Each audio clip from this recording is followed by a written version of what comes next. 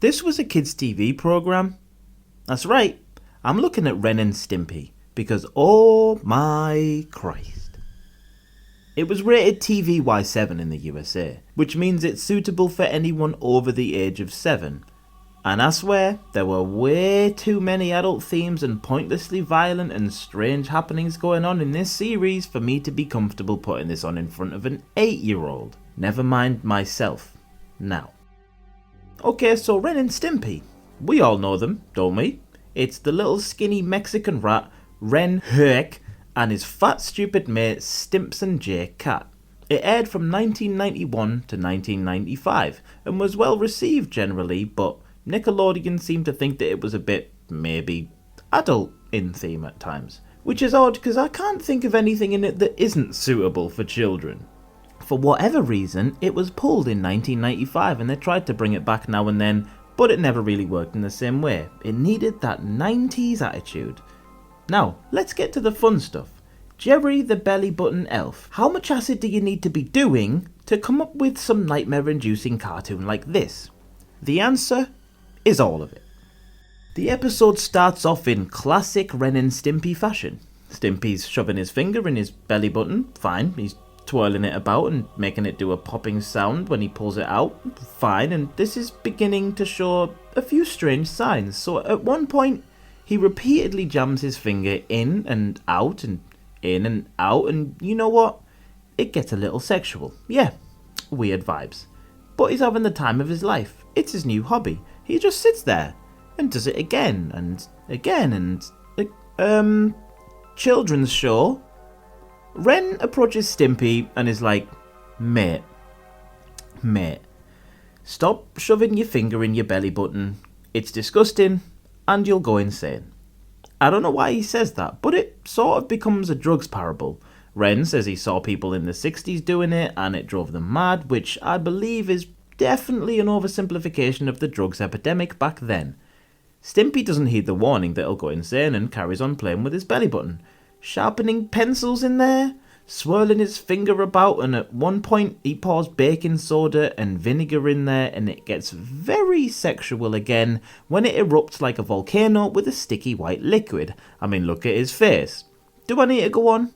It's pretty grim. The writer of this definitely had some issues. In fact, I'm just gonna take a look and I'll just Google John Crick for he's a literal nonce.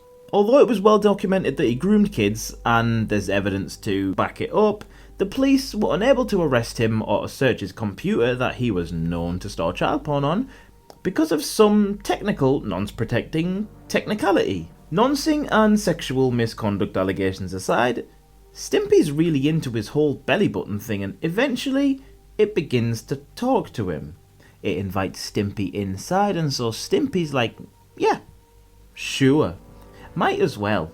He opens his belly button to the size of his head and impossibly vanishes inside of it in a hallucinogenic whirlwind, leaving behind a strange lone belly button just chilling in the room. While it's there, Ren comes along, has a little look at it, just chilling by itself on the table, and his first instinct is to chew it. What a scruff. So, now Stimpy's in the world of his navel, and in there he meets Jerry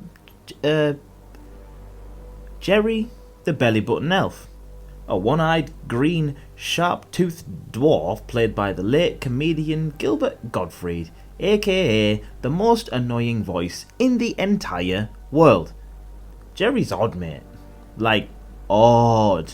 His whole world is full of lint. He's just got lint clothes, lint curtains, lint dogs, lint everything. Bloody linterior designs in there. Stimpy somehow knows exactly who he is and becomes his servant for some reason, running round the inside of his own stomach doing errands for Jerry. Bloody hell. Washing lint, ironing lint, literally just doing different chores with lint. Finally he asks old Stimps to go make some dinner, which he obliges. And at the table, before eating, Jerry gives a heartfelt speech about how much he loves Stimpy.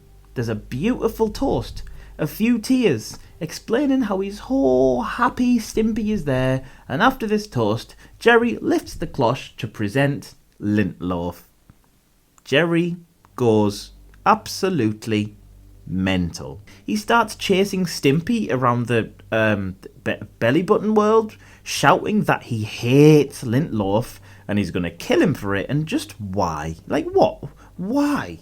Stimpy eventually offers to reheat it, and Jerry gets so mad he rips his skin off and turns into a giant terrifying pork chop. God, this is exhausting.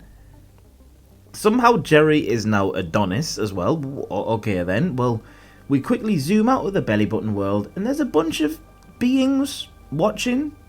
A horse, a minotaur, a clown, a man with a sandwich for a head.